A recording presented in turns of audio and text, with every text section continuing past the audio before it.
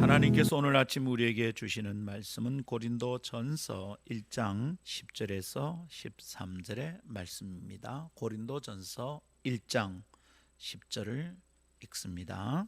형제들아, 내가 우리 주 예수 그리스도의 이름으로 너희를 권하노니 모두가 같은 말을 하고 너희 가운데 분쟁이 없이 같은 마음과 같은 뜻으로 온전히 합하라. 내 형제들아, 글로의 집 편으로 너희에 대한 말이 내게 들리니 곧 너희 가운데 분쟁이 있다는 것이라.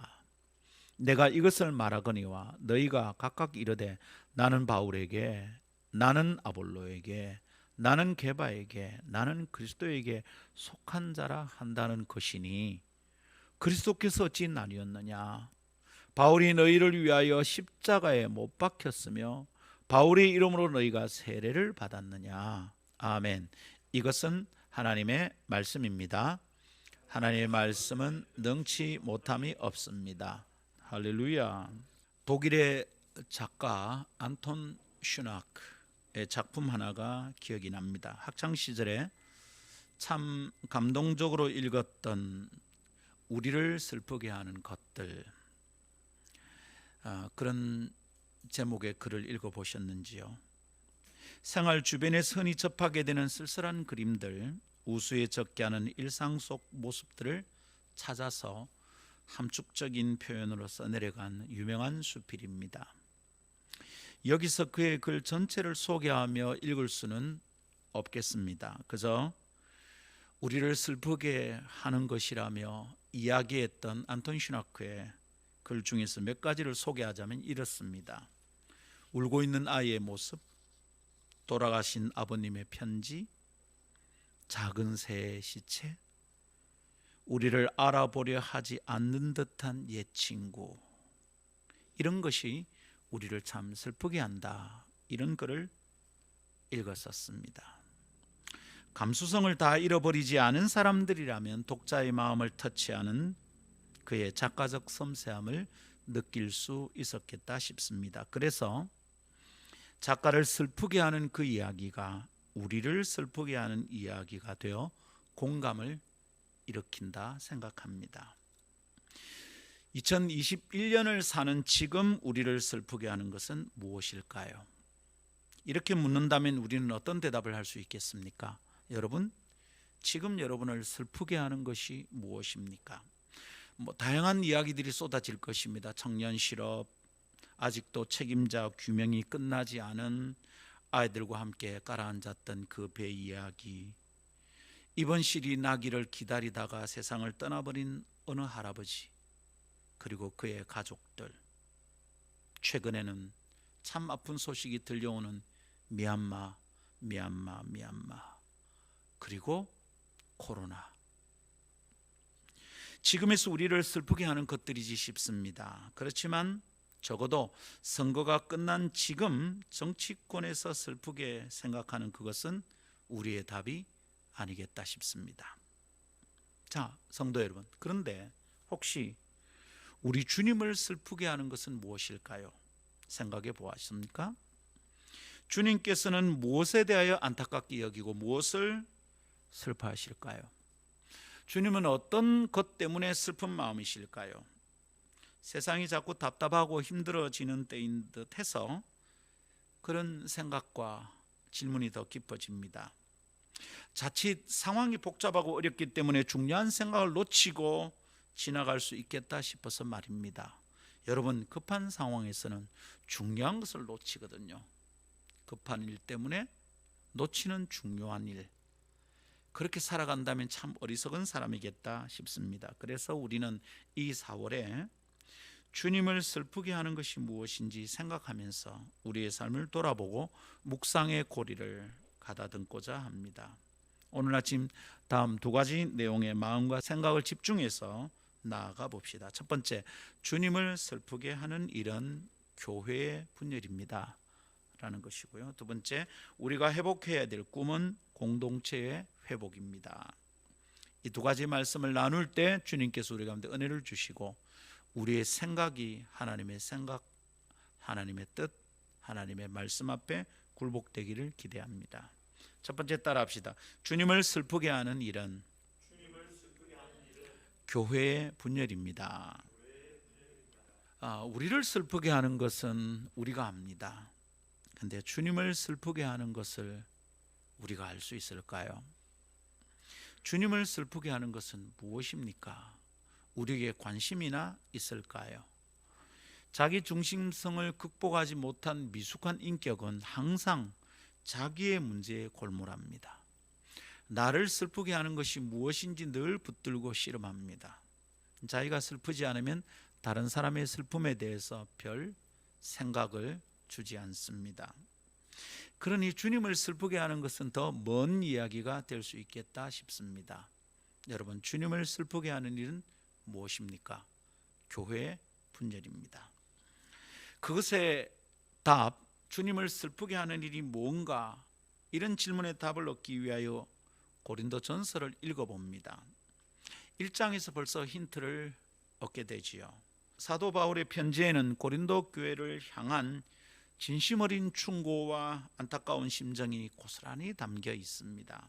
특별히 오늘 읽은 내용을 가만히 관찰하고 묵상하노라면 바울이 지금 힘들어하는 것이 무엇인지 알 것 같습니다. 그런데 그런 사도의 마음은 그저 자기 개인의 감상이나 개인적인 서운함이나 소외의 어떠함이 아닙니다. 사도의 안타까움은 하나님 아버지와 그리스도 예수의 마음의 대변입니다. 그리스도의 종으로서 살기로 작정한 바울에겐 자신의 서운함이나 목표는 독하게 제거된 상태인 듯합니다. 그런 증거가 그의 사역의 여정과 교회를 향한 그의 편지 속에 가득합니다. 오늘 여러분에게 소개하고 싶은 것은 빌립보 1장 20절입니다. 빌립보 1장 20절, 바울이 이렇게 말합니다. 나의 간절한 기대와 소망을 따라 아무 일에든지 부끄러워하지 아니하고 지금도 전과 같이 온전히 담대하여 살든지 죽든지 내 몸에서 그리스도가 존귀하게 되게 하려 하나니. 바울의 말은 무슨 얘기입니까? 내 형편이 어떠하든지 그건 사실 중요한 일이 아니다. 내가 지금 죽든지 살든지 그것도 내 1차적인 관심사가 아니다. 내 관심은 내게서, 내 몸에서 주님이, 그리스도가 존귀하게 되는 것이다. 여러분, 이런 얘기를 가만히 들어보면 바울은 그저 개인적인 관심이나 목표를 가지고 살아가는 사람이 아닙니다. 그는 주님께서 보시는 것을 보고 주님의 마음으로 생각하는 것을 최고의 가치로 삼고 살아가는 사람입니다. 그것을 위해서라면 자신의 생사에 대한 관심 자체도 부차적인 것으로, 다음으로 미루어 둘 수 있는 사람입니다. 이것은 그냥 그의 말이 아니라 그의 삶의 흔적을 성경을 통해서 더듬어 본 사람이라면 다 알 수 있는 이야기입니다. 그래서 이 귀한 사도는 지금 주님의 뜻을 따라 순종하고 달려가는 것이고, 주님은 이 사람을 통하여 당신의 마음을 나타내고 계십니다. 그렇다면 바울이 안타깝게 여기는 것은 그저 개인적인 서운함이 아닙니다. 그것은 주님의 안타까움을 대신 나타내는 것이다. 이렇게 보아야 하겠습니다. 자, 그러면 무엇이 사도의 마음의 안타까움이고 하나님의 마음을 슬프게 하는 것입니까? 바울은 그것을 이야기하기 위해서 자신이 고린도 교회로부터 들려오는 어떤 소문을 들었다 그럽니다. 그리고 그 소식에 대하여 이야기합니다. 11절, 너희 가운데 분쟁이 있다는 것이다. 너희 가운데 분쟁이 있다는 것, 이 내 소식을 들었다. 그 소식을 들었다. 그리고 그 문제에 대하여 다루기 위해 지금 이 긴 편지를 쓰고 있는 중이다. 이거예요, 여러분. 자, 그의 이 편지, 고린도 교회를 향한 편지, 고린도전서, 고린도후서를 가만히 관찰해 보면 바울이 들은 이야기에 대하여 바울은 아주 실망하고 많이 안타깝게 여기고 있다는 것을 알 수 있습니다. 바울이 뭘 들었다고요? 교회 안에 분쟁이 있다는 것, 그것에 대하여 주님께서 참 슬프게 생각한다는 것을 바울은 온 마음 다해 지금 전달하고 있는 것입니다. 자, 성도 여러분, 주님은 지금 고린도 교회 안에 있는 분쟁이 있다는 소식에 대해서, 그 분쟁에 대해서 주님은 참 서운해하십니다. 그리고 주님의 마음을 따라 살고 순종하기를 원하는 이 사도 바울의 마음도 너무너무 슬픕니다. 자, 그런데 이렇게 한번 생각해 봅시다. 자, 주님은 분쟁과 갈라짐에 대해서 슬퍼하시는 거죠, 맞죠? 그런데 우리 주님이 이 땅에 존재한 모든 분쟁에 대하여 슬프고 아프게 생각할까요? 이것에 대해서 우리가 생각해 볼 아주 간단한 예가 있습니다. 바벨탑 사건입니다. 여러분, 바벨탑 사건 아시죠? 바벨탑 사건은 분열에 대해서, 하나됨에 대해서 우리에게 잘 가르쳐주는 성경입니다.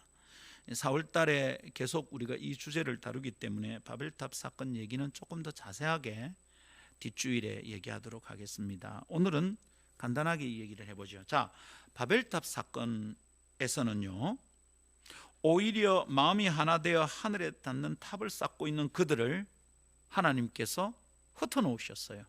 오히려 나누어지게 하셨어요. 주님은 분열을 슬퍼하고 안타까워하는 분이라고 고린도 교회에 쓴 편지에는 나타나는 것 같은데, 그런데 창세기에서는 아닌 것 같아요. 창세기에서는 분열을 원하시는 것 같습니다. 창세기에서는 분열을 원하셨는데 그 바벨탑 사건에서는 갈라져라, 언어를 혼잡하게 만들고 온 땅이 흩어지게 하셨는데, 고린도전서에서는 그렇게 갈라지는 분쟁과 분열에 대하여 안타깝게 여기고 있습니다. 그러니까 주님은 세상의 모든 분열에 대해서 다 안타까워하는 것이 아니에요. 그럼 여기에 무슨 의미와 우리가 관찰할 내용이 있을까요? 여기는 아주 중요한 조건이 하나 있습니다. 그 조건의 핵심이 뭡니까? 교회입니다. 교회가 갈라지냐 아니냐 라는 문제는 세상에 존재하는 모든 분열과 동일한 얘기가 아닙니다. 주님이 슬퍼하시냐 아니냐, 아주 중요한 조건의 핵심은 뭐라고요? 교회입니다. 교회. 자, 바울은 12절에서 자기가 들은 이야기에 대해서 다루고 있습니다. 그런데 그때 이런 표현을 씁니다. 너희 가운데 있었던 일이라고 언급합니다. 너희 가운데 분쟁이 있다는 것을 들었다. 그리고 내가 참 안타깝고 슬프게 여기고 있다, 이러는 겁니다. 너희 가운데, 참 중요한 표현입니다. 그리고 11절에서는 동일한 표현을 하면서 바울이 요구하는 것을 분명하게 합니다. 너희 가운데 분쟁이 없이 하라, 이렇게 얘기합니다. 12절에서는 너희 가운데 분쟁이 있다는 것을 들었다, 그렇게 하고 11절에서는 뭐라고요? 너희 가운데 분쟁이 없이 하라, 이렇게 얘기합니다. 자, 여러분, 바울이 하는 얘기가 뭔지 잘 보십시오. 그는 지금 너희 가운데 있는 분쟁, 곧 고린도 교회 가운데 있는 분쟁에 대하여 지금 아주 중대한 문제로 생각하고 있는 거예요. 이 문제를 해결해야 된다, 이렇게 말하고 있는 거예요. 너희 가운데 분쟁이 있다는 것을 들었는데 너희 가운데 분쟁이 없이 하라, 이럽니다. 그 문제를 해결해야 된다는 거예요. 그거 그냥 두면 안 된다, 이 얘기입니다. 자, 이런 바울의 언급을 통하여 주님의 뜻은 아주 분명해집니다. 주님은 어떤 것을 원하시는 거예요? 주님의 뜻이 무엇입니까? 교회로서 너희 가운데는 분쟁이 없어 한다는 거예요. 교회로서 너희 가운데는 분쟁이 없어야 한다. 교회로서 너희 가운데 분쟁이 있어서는 안 된다, 이 말입니다. 그런데 교회로서 너희 가운데, 고린도 교회 가운데 분쟁이 있다는 소식을 들으니 사도 바울의 마음도 슬프고요, 하나님의 마음도 안타까운 것입니다. 이것이 우리 주님의 마음입니다. 우리 주님을 슬프게 하는 게 바로 이것입니다. 교회가 나누어지고 교회가 서로 분열하고 분쟁하는 것은 주님의 슬픔입니다. 교회로서 살아가는 성도라면 이것에 대한 아주 똑똑한 깨달음이 있어야 합니다. 교회를 보시는 주님의 마음이 슬플 때가 언제일까요? 재정이 어려워서 허덕거릴 때입니까? 교회가 월세를 못 내서 다른 데로 옮겨가야 될 형편일까요? 교회에 소속된 성도들은 그걸 굉장히 안타깝게 여기는 것 같아요. 보증금을 까먹고. 여러분, 그것도 중요한 얘기입니다. 그죠? 중대한 얘기예요. 근데 여러분, 그런 것을 중대하게 여기고 라는 것보다 오늘 고린도 교회를 향한 편지에서 깨닫는 가장 슬프고 힘든 일은 교회가 분쟁하는 겁니다. 교회 안에 분열이 일어나는 겁니다. 이것에 대해서 성도라면 아주 똑똑한 깨달음이 있어야 됩니다. 그저 개인적인 서운함, 개인적인 감정, 개인적인 소외를 얘기하면서 함부로 다룰 문제가 절대로 아닙니다. 아마 가하는 얼굴 보기 싫다, 그래서 나는 막 교회 가기 싫다, 이런 얘기해서 안 됩니다. 여러분, 굉장히 중요한 문제로 이 문제를 다루어야겠습니다. 자, 생각해 봅시다. 사람이 모인 곳에는 다양한 의견과 요구가 있습니다. 사람이 100명인 교회에서는 의견이 한 100개쯤 된다, 이렇게 보면 돼요. 그죠? 사람이 다 한 가지 종류의 스타일을 가진 것은 아니라는 것, 우리 이거 잘 알고 있습니다. 벌써 여기에 우리 다 다릅니다. 그렇죠? 김영관 집사님이 오늘 마치고 나서 먹고 싶은 점심은, 제일 먹고 싶은 고르라면 제가 짐작할 수 있는 짬뽕입니다. 유순 형제는 뭡니까? 짬뽕 먹고 싶습니까? 먹을 수는 있지만 가장 그것을 먹고 싶지는 않겠죠. 유순 형제가 먹고 싶은 건 뭐겠습니까? 제가 분명하게 알 수 있습니다. 다솜자매와 먹는 것은 무엇이든 그런 거죠. 사람은 다 다릅니다. 다 달라요. 부부로 살고 있지만 10년을 살아도 아직도 다릅니다. 저는 30년 넘게 살았습니다. 그래도 다릅니다. 같지 않습니다. 그래서 여러분, 사람들 가운데는 두 사람 이상이 모이면 어디든 의견이나 취향의 차이로 인한 크고 작은 충돌이 발생합니다. 충돌이 없이 사람이 모여 있는 곳은 공동묘지입니다. 거기는 조용합니다. 갈등이 없습니다. 죽은 자들에게 무슨 갈등이 있습니까? 살아있는 자들은 의견이 달라서 충돌이 발생합니다. 그것은 그래서 자연스러운 현상처럼 보이기도 합니다.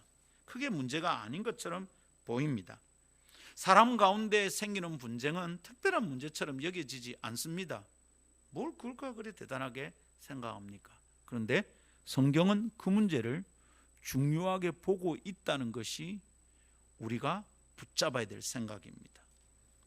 사람 가운데 분쟁은 그럴 수 있습니다. 있을 수 있는 문제입니다. 그런데 성경은 그걸 쉽게 다루지 않습니다. 사람 가운데 분쟁은 있을 수 있다. 그런데 너희 가운데 분쟁은 함부로 다루면 안 된다는 거예요.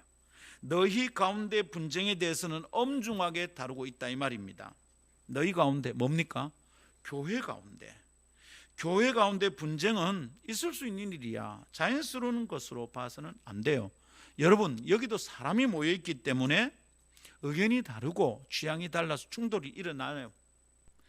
그래서 분쟁이 일어날 수 있어요. 고린도 교회도 그런 일이 일어났어요. 그런 일이 교회는 절대로 안 일어난다는 말이 아니에요. 일어날 수 있어요. 근데 그걸 어떻게 다루어야 된다고요? 그것을 쉽고 스쳐가고 아무것도 아닌 것처럼 다뤄서는 절대 안 된다, 이 말입니다. 엄중하게 봐야 합니다. 여기에 우리의 마음이 가 있어야 합니다. 아하, 이 문제 심각하다. 이거 간절히 기도해야 되겠다. 이거 그냥 지나가면 안 된다. 내가 이것을 위해 살 노력이 뭘까? 이렇게 해야 된다, 이 말입니다. 교회가 나누어지는 것을, 교회 안에 분열이 일어나고 분쟁이 일어나고 충돌이 일어나는 것을 쉽게 생각해서 안 됩니다. 그런 일이 발생했을 때 그것을 함부로 괜찮다고 말하면 안 됩니다. 두둔해서 안 됩니다. 그런 분위기에 쉽게 동참하는 거 조심해야 됩니다. 교회 가운데서 다른 의견이 있을 수 있고요. 다른 의견이 있을 때 논의를 하는 것은 당연하게 필요합니다. 그 논의의 과정에서 좀 고성이 날 수도 있습니다. 그러나 그것으로 인하여 교회 안에 분쟁이 발생하는 것을 어쩔 수 없는 일로 여겨서는 안 됩니다. 그것은 우리가 해결할 숙제입니다. 그것이 하나님의 슬픔이 된다, 하나님께 안타까운 마음을 준다 라는 것에 대해서 깊이 생각해야 됩니다. 그래서 내가 기분 나쁘다, 내가 서운하다, 내가 자아를 꼴보기 싫다 이러고 끝나면 안 됩니다. 이것이 하나님께 슬픔이 된다는 것을 생각해야 됩니다. 이렇게 함으로 그리스도의 몸이 찢어지고 갈라지는 아픔을 하나님께 드린다는 것을 생각해야 되는 거예요. 내가 너무 힘들다 이러고 끝나서 안 된단 말입니다. 목사님이 자꾸 저렇게 말하니까 나는 목사님이 싫다, 기분 나쁘다 이러고 끝나서 안 된다 이 말입니다. 그 장로님 대표기도 정말 짜증난다, 가기 싫다 이러고 끝나서는 안 된다 이 말입니다. 아하, 이거 뭐 우리 교회 안에 사탄의 무슨 작당이 시작되는가 보다. 나 기도해야 되겠는데, 나 지금 깨어 있어야 되겠다. 적어도 이런 판단이 우리에게 필요합니다. 교회가 된 우리는 하나님의 슬픔이 무엇인지 생각해야 되는데요, 하나님의 슬픔이 무엇인지 알게 되면 우리는 어떻게 해야 될까요? 그냥 있어도 될까요? 뭐 사람이 모인 곳에 그런 일이 있을 수 있지, 쉽게 이기고 지나가야 될까요? No. 그것에 대한 심각한 성찰과 구체적인 행동의 변화를 추구해야 됩니다. 그것을 그냥 두어서 안 됩니다. 맞지? 나도 그렇게 생각한다. 나도 사실은 그 사람 말 때문에 서운했대. 나도 목사님이 그렇게 행동할 때는 와, 진짜 너무 짜증났대. 조심하십시오. 조심하십시오. 사탄은 우리 사이에 가라지를 뿌려내려고 합니다. 그래서 옥토인데도 불구하고, 예수의 보혈이 스며들어서 만들어진 생명의 토양인데도 불구하고 사탄이 자꾸 가라지를 뿌려놓고, 그래서는 그 생명의 토양 안에서 가라지가 돋아요. 그건 하나님의 뜻이 아닙니다. 그럴 때마다 우리는 그런 것과 맞서서 행동해야 합니다. 이것은 옳지 않다는 것을 얘기해야 됩니다. 소문을 들을 때는 여러분, 소문은 사실이 아니라고 생각하고 맞서야 됩니다. 소문은 대체로 흐르면 항상 갈라지게 만드는 특징이 있어요. 사람의 마음이 막 갈라져요. 그럴 때 우리는 소문은 내가 확인할 수 있을 때까지 사실이 아니라고 여겨야 돼요. 거기에 말을 섞으면 안 돼요. 맞지? 나도 그것에 대해서 이상하다고 생각했다. 그 순간 내가 들은 소문이 사실이 되는 거예요. 그리고 나는 그것을 근거로 무슨 일을 선택하게 돼요. 나도 모르게. 굉장히 위험한 일입니다. 갈라지게 만드는 일에 말을 섞으면 안 돼요. 동참하면 안 됩니다, 여러분. 이것이 주님의 마음을 슬프게 하는 일이다 생각하면 심각하게 생각해야 돼요. 그리고 구체적인 행동을 추구해야 되는 줄 믿습니다. 여러분, 이것은 결코 쉽게 보고 지나칠 수 없습니다. 사람 사는 데가 다 그렇지 이러고 지나갈 수 없습니다. 사람이 모여있기 때문에 그런 일이 일어나는 것은 맞습니다. 그러나 어쩔 수 없잖아. No. 사과를 구하고 용서하고 서로 모여서 함께 기도하는 일은 그래서 너무도 중요합니다. 주님을 슬프게 하는 일이 교회의 분열이라는 것을 깨닫는다면 결코 쉽게 지나갈 수 없을 것입니다. 갈라지는 분위기에서 우리는 생각하고 또 생각해야 됩니다. 교회의 상태를 염려해야 됩니다. 지금 여기에 하나님의 뜻이 무엇인지 깊이 생각해야 됩니다. 깨닫게 되면 담대히 순종해야 됩니다. 내 감정이나 내 서운함을 자꾸 앞세우지 말고 주님을 안타깝게 만드는 일이 무엇인지를 생각해야 합니다. 주님을 슬프게 하는 일은 교회 분열입니다. 아멘. 두 번째 따라합시다. 우리가 회복해야 될 꿈은 공동체의 회복입니다. 우리가 포기하지 않고 품고 있어야 될 소망, 꿈, 그게 뭐냐 하면 온전한 공동체를 이루는 것입니다. 우리가 어떤 상황 속에서도 계속 마음에 품어야 될 희망은 공동체의 온전한 하나됨입니다. 바울은 이렇게 지금 말하고 있는 중입니다. 너희 가운데 분쟁이 있다는 소식을 듣고 나는 매우 힘들다. 너희 가운데 분쟁이 있다는 소식이 나를 아주 불편하게 만들고 있다. 이게 바울의 반응입니다. 그리고 그것이 우리가 이미 살핀 대로 하나님의 마음이기도 합니다. 하나님도 얘들아 너희 가운데 분쟁이 있다는 것이 나를 참 힘들게 하는구나, 불편하게 만드는구나. 그게 하나님의 마음이기도 합니다. 너희 가운데, 곧 교회 가운데 분쟁은 그냥 두고 보아도 괜찮은 것이 아니다 이 말입니다. 그냥 두고 있으면 불편한 겁니다. 자, 우리 쉽게 소화되지 않는 질긴 고기를 급하게 먹으면 어떻게 됩니까? 체하게 되죠. 그럼 체하게 되면 내 속이 어떻게 됩니까? 굉장히 불편합니다. 자, 가만히 생각해 보십시오. 내가 먹은 음식이 내 속에서 불편하게 만들려고 우리가 먹습니까? 아니죠. 여러분, 이게 체한 상태라는 것은 어떤 상태입니까? 이 고기가 어떻게 된 거죠? 들어가서 고기 지 모습 그대로 그냥 있는 겁니다. 소화가 안 되는 거예요. 그대로 있어요.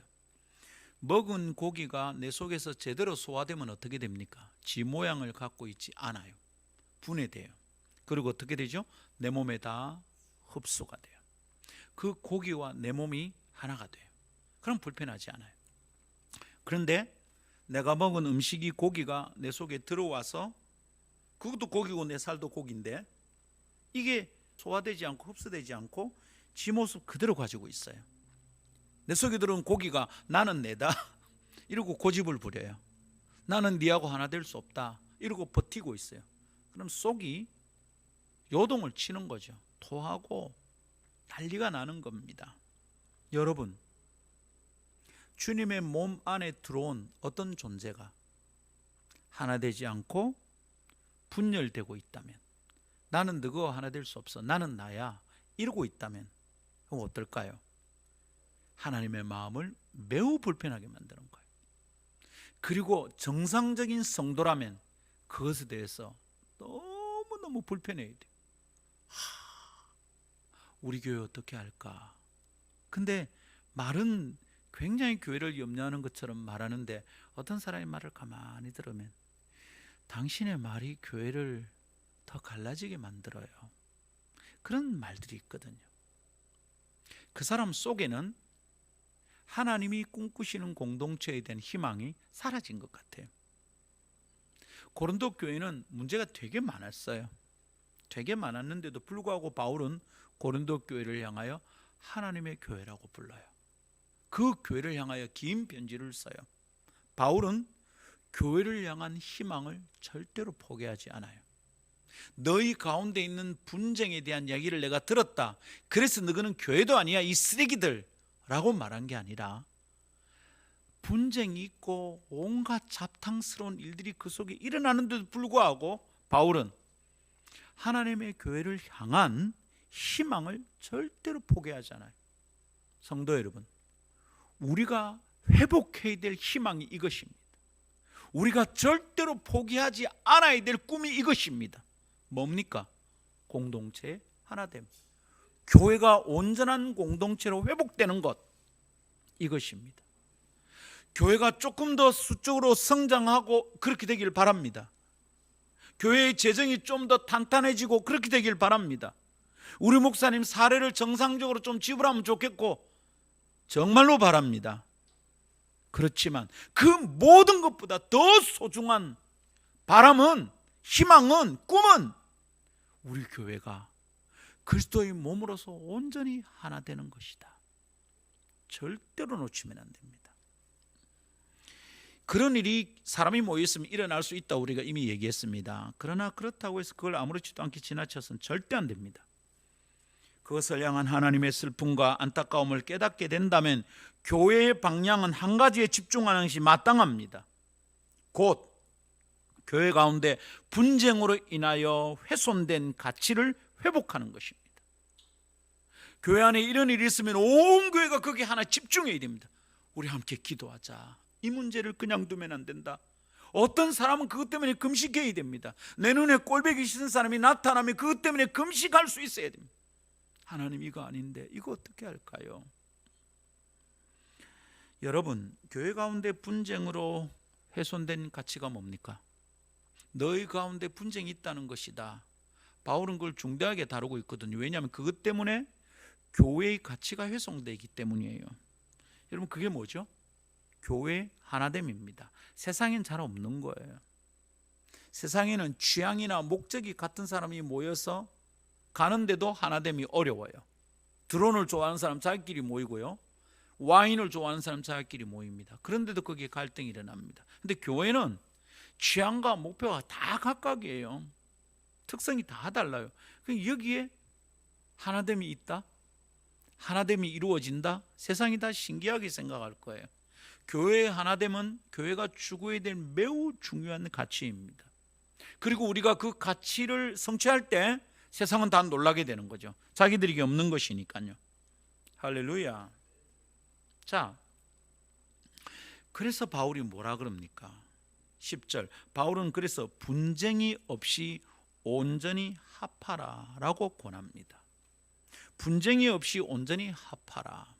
이게 NIV 영어 성경에는 온전히 합하라고 뭐라고 되어 있느냐 하면 perfectly united 이렇게 되어 있어요. 맨 끝줄에 있죠? perfectly united. 무슨 말입니까? 완전하게 하나 되라는 겁니다.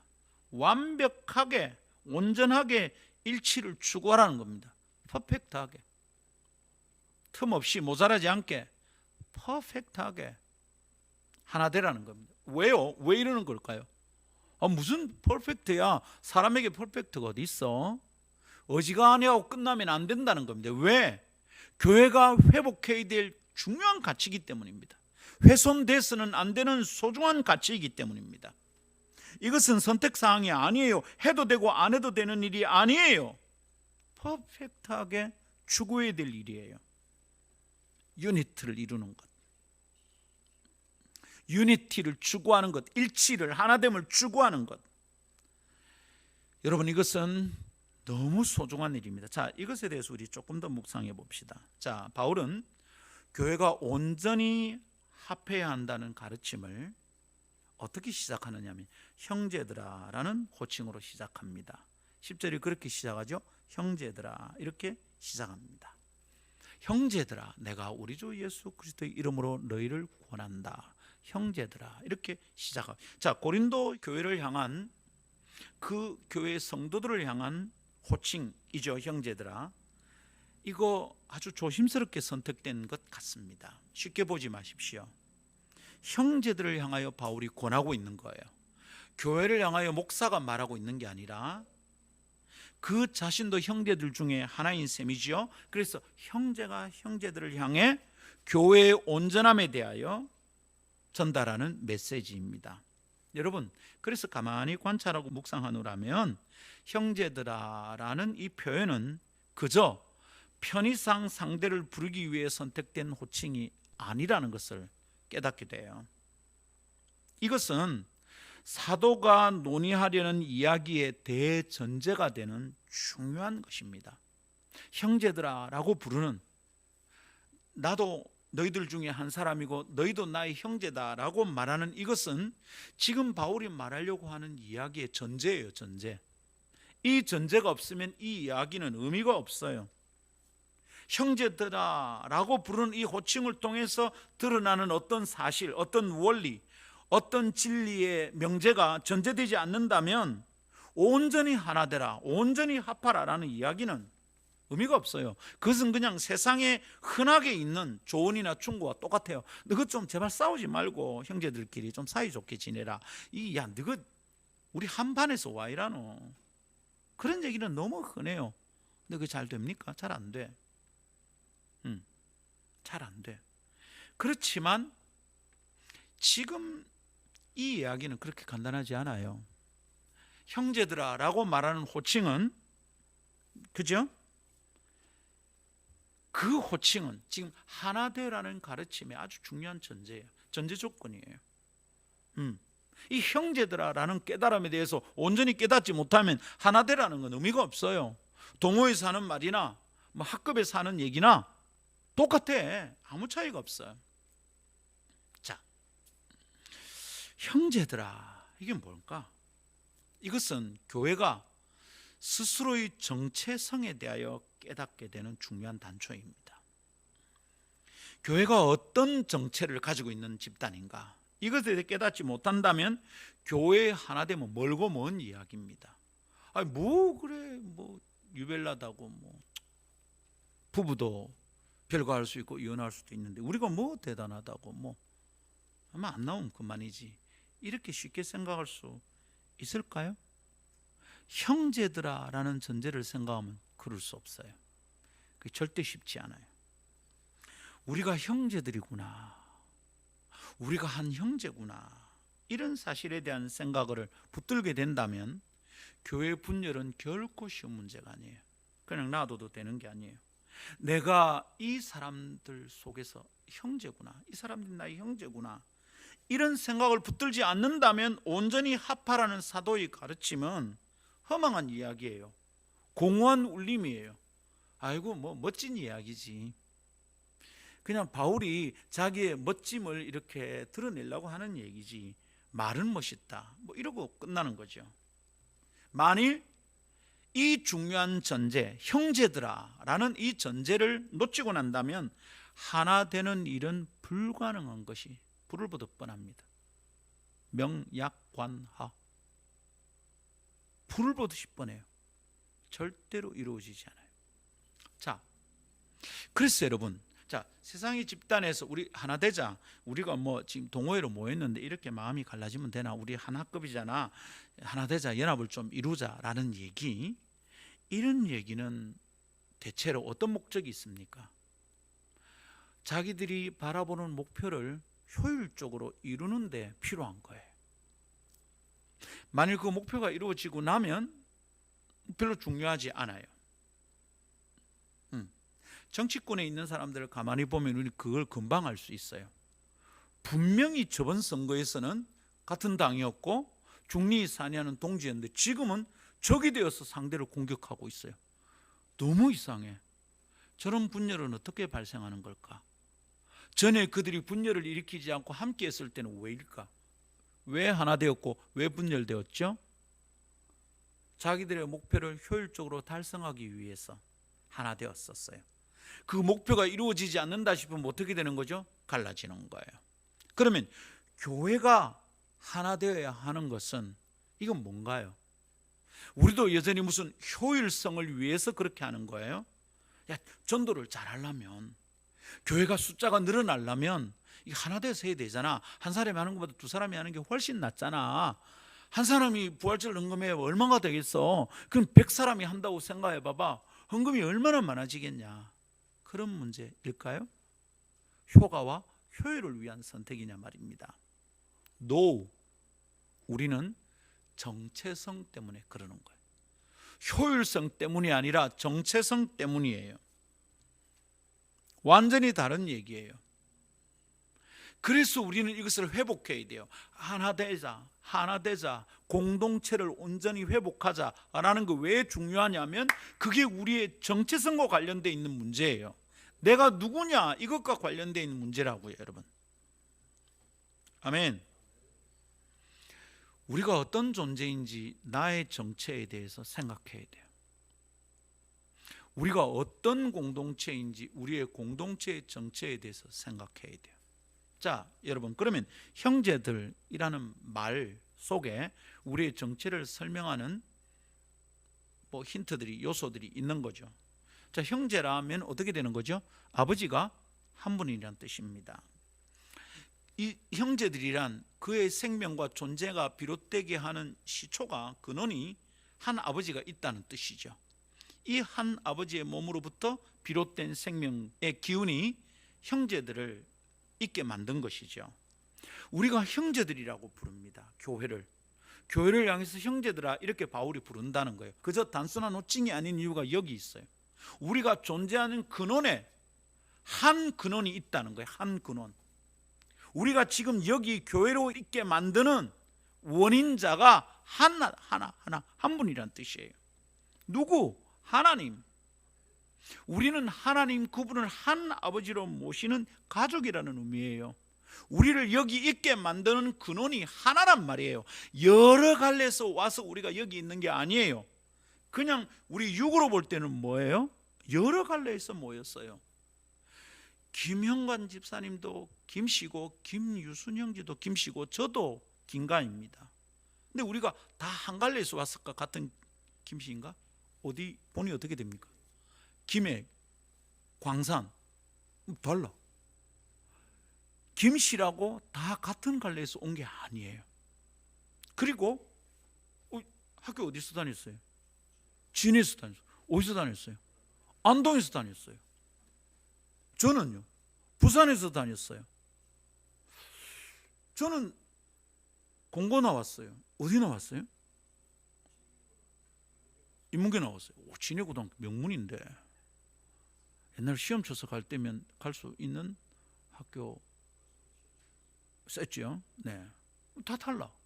우리는 여러 갈래에서 왔어요. 근데 우리가 무슨 형제야? 혹시 김영환 집사님 아버님 함자가 어떻게 됩니까? 네, 아버님 함자가 어떻게 되죠? 달라. 근데 왜 우리가 형제야? 육적으로는 우리가 여러 갈래에서 왔어요. 우리가 여기 존재하게 만드는 내 근원이 나는 창자 섭자 되시는 분으로부터 난 나왔어. 내 몸은 그 몸에서 나온 형제들이 지금 2명 더 있어요. 아직 살아 있어요. 2명이 두 사람은 떠났어요. 근데 2명은 지금 살아 있어요. 우리를 형제라고 부르는 이유는, 김상근, 김상국, 김현미를 형제라고 부르는 이유는 우리의 몸이 지금 이 땅에 존재하게 만드는 근원자가 태가 하나란 말이에요. 근데 그렇게 모였어. 우리는 각자 다른 갈래에서 온 존재들이 여기 모였어. 그런 몸을 가지고 모였어. 그런데 우리를 형제라고 그래.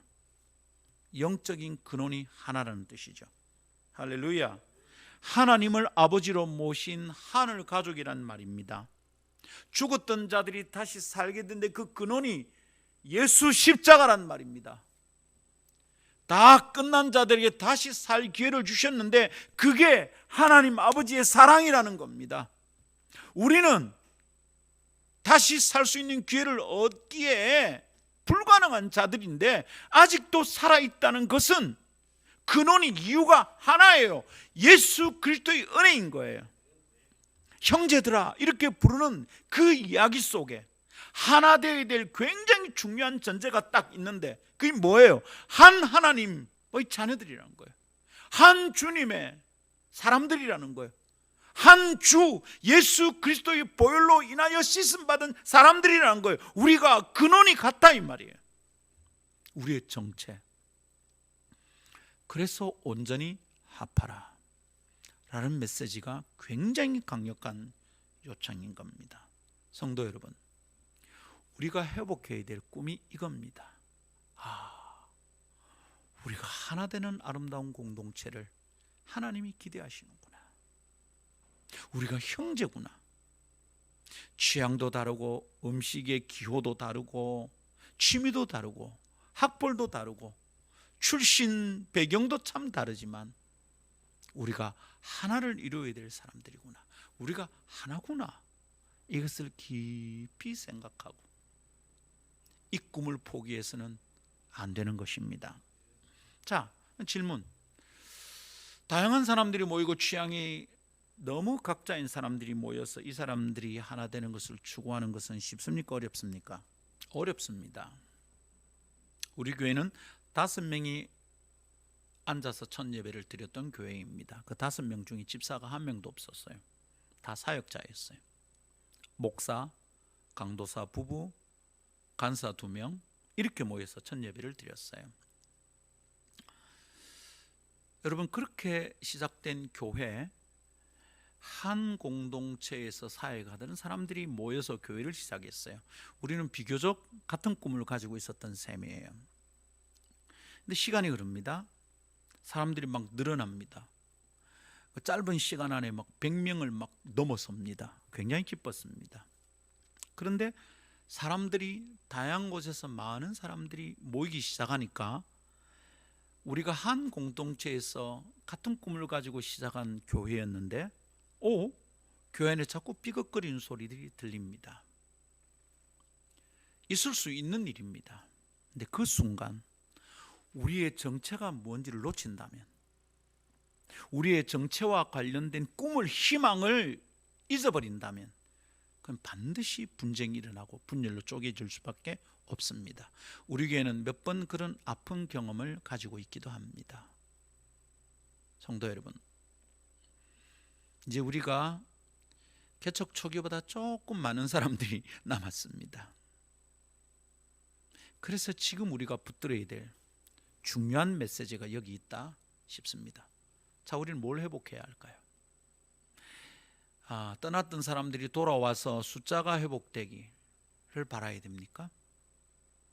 코로나 때문에 멈춘 사역이 다시 시작되기를, 회복되기를 바라야 합니까? 재정이 좀 회복되기를 바라야 합니까? 여러분, 우리는 뭐가 회복되기를 바라야 합니까? 여러분의 건강입니까?